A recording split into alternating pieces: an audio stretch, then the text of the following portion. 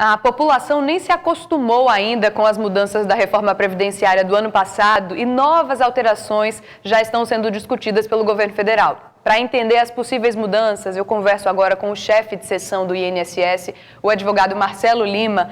Muito boa tarde, doutor Marcelo. Um prazer recebê-lo aqui no Jornal do Dia. Quais são essas principais mudanças aí que estão sendo discutidas pelo governo federal? Muito boa tarde, agradecendo já o espaço. Inicialmente, eles querem modificar a idade, e se fala bastante nisso, em razão de equiparação tanto homens como mulheres, porque atualmente nós temos para os homens 65 anos para os urbanos e 60 para as mulheres. Então, a ideia inicial seria equiparar a mesma idade de homens com a de mulheres, seria 65 anos, até a especulação em que é para 70. Mas ainda são mudanças, especificamente, que ainda vão vir, inclusive não tem nem data ainda.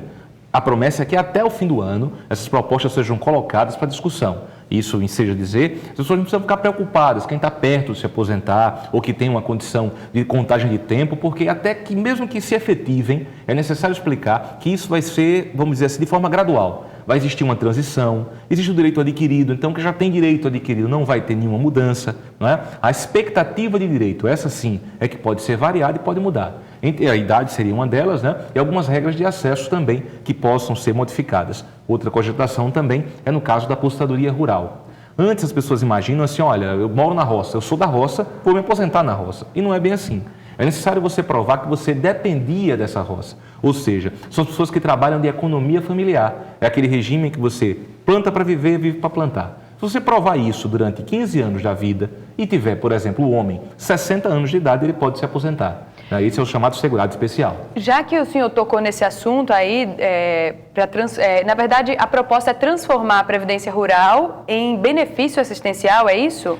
A rigor, eles querem criar regras de acesso iguais às regras de acesso dos urbanos, que haja, por exemplo, uma contribuição.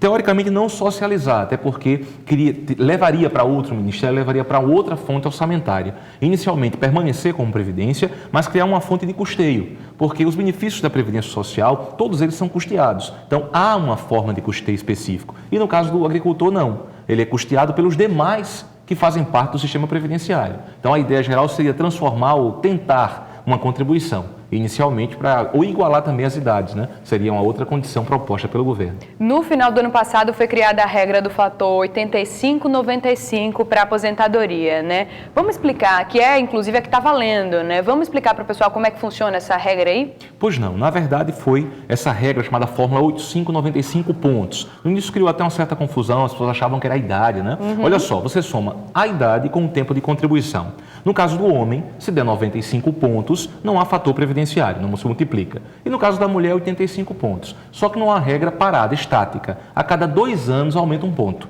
Isso quer dizer que a partir de 2018 não vai ser regra 8595, 8696. Em 2020, 8797. Até chegar em 100 pontos em 2024. Então, a priori, a pessoa, esse ano, até 2018, 8595. Passado 31 de dezembro, já vai ser 8696. O somatório da idade com o tempo de contribuição. Nesse caso, o tempo mínimo que o homem tem que ter são 35 anos de contribuição e a mulher 30, salvo professor e professora, que é uma redução de 5 anos, né? No caso especial dos professores.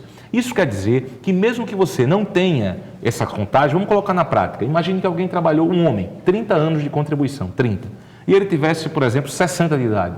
Ele não ia somar 90 pontos, não ia ter nenhuma diferença. Por quê? Porque o homem precisa de 35 anos de contribuição. Então, a idade tem que ser somada, mas o tempo mínimo de contribuição para essa regra, para o homem 35 e para a mulher 30.